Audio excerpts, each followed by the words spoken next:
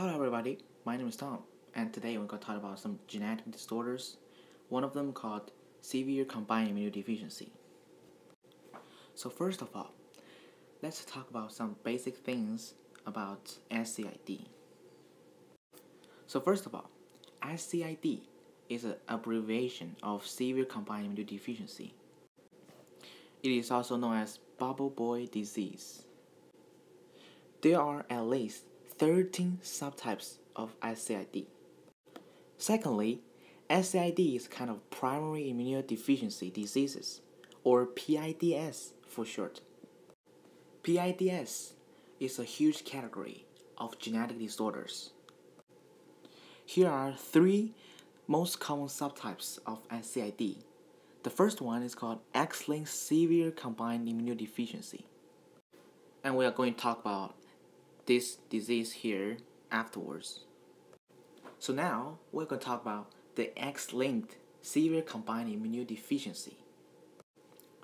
So first of all, let me give you an introduction of this disease and help you understand what kind of disease it is. The abbreviation of X-linked severe combined immunodeficiency is called XSCID.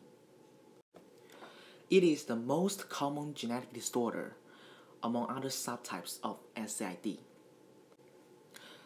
About 1 in 50,000 to 100,000 infants will be affected by this condition averagely. It is a typical X-linked recessive monogenic disorder. Next, we are going to talk about the causes of XSCID. The causes of XSCID is the mutation of a gene which exists in the X chromosomes. The name of the genes is called IL2RG. But this disease, XSCID, only can be affected by this gene called IL2RG, so it is a monogenic disorder. So let's talk about some normal functions of IL2RG in order to help you understand how XSCID affect our bodies. IL2RG provides instructions for making a protein called common gamma chain. Common gamma chain, here's a picture for it. It is a component of several different receptors that are involving immune system functions. So now let's talk about some mutation in IL2RG. Unfortunately, there are more than 300 mutations in the IL2RG have been identified in people with XSCID. These mutations will eventually cause the production of non-functional gamma C or stop the gamma C being produced. Without gamma C, important chemical reactions cannot be processed, and it will force the immune system to shut down or be dysfunctional. As figure 2.2 shows, defects can cause the immune system to malfunction. Like these receptors cannot receive the proper signals, and then they cannot carry out the proper functions. The symptoms of XSCID normally are shown up around 3 months after infants are given birth. But because of defects in the genes, the immune system are too weak that they are not able to protect the babies against the bacteria, viruses, and fungus. So first of all, let's talk about direct symptoms of XSCID. So the first direct symptom of XSCID is significant loss of antibodies, immune cells, and lymphocytes. As figure 3.1 shows, the average number of total lymphocytes, T cells, NK cells, are far less than normal people's average. However, the amount of B cells will increase slightly, as figure 3.1 shows.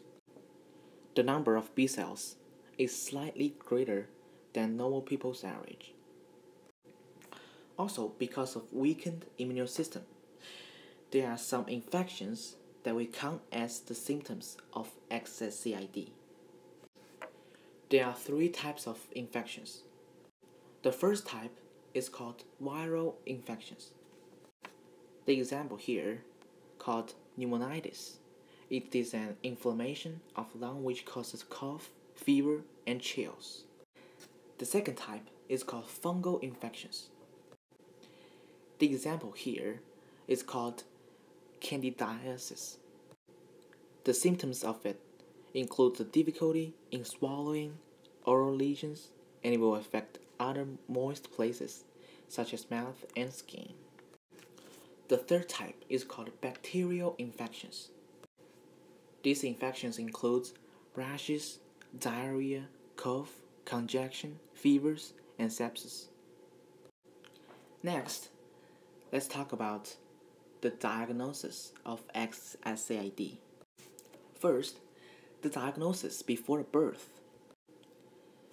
If an XSCID mutation have already occurred in a family, then it's necessary to test the baby when a mother is pregnant. But it's quite expensive because the process is really complicated. Second, the diagnosis after the birth. Unfortunately, normally early diagnosis is really rare because no doctors will count the number of immune cells. The disorder will be diagnosed after 6 months generally because of recurrent infections and failure to thrive. The most common way to diagnose XSCID is molecular genetic testing. Diagnosing XSCID by measuring and calculating the concentration, functions, and numbers of lymphocytes. There's also another way to diagnose the XSCID. Newborn screening is a way to diagnose the XSCID.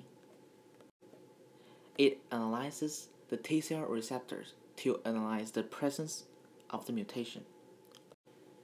Now let's talk about treatment of XSCID. Mainly, there are two ways to treat XSCID. The first way is called prophylactic treatment. The second way is called curative treatment. Prophylactic treatment manages the infections that XSCID gives, and curative treatment tries to recover the normal functions of T cells or T lymphocytes. So first, let's talk about the prophylactic treatment. So first, the story of the bubble boy. Scientists use a huge plastic stereo ball to isolate the patients from the outside. Second, the use of medication can help the patient cure those infections. The third way is called intravenous immunoglobulin therapy to prevent several infections. Next, the curative treatment. The best way to treat XSCID is bone marrow transplantation because it results in a full health reconstitution. However, it's extremely hard because we need a bone marrow which matches the patient's body, and the cost of the transplantation is really high. But the gene therapy is another option because XSCID is a monogenic disorder. We can use healthy gene to replace the ill genes. Due to the serious infections and symptoms of XSCID, if the patient remains untreated, the life expectancy is less than 1 year. But if the patient gets adequate treatments, they can pretty much have a normal life. And of course, as an X-linked recessive disorder, this disease happens on males a lot. As figure 2.6.2 shows, these are some inheritance scenarios, and also there are some references. here are some references, and you can pause the video right now and search for yourself.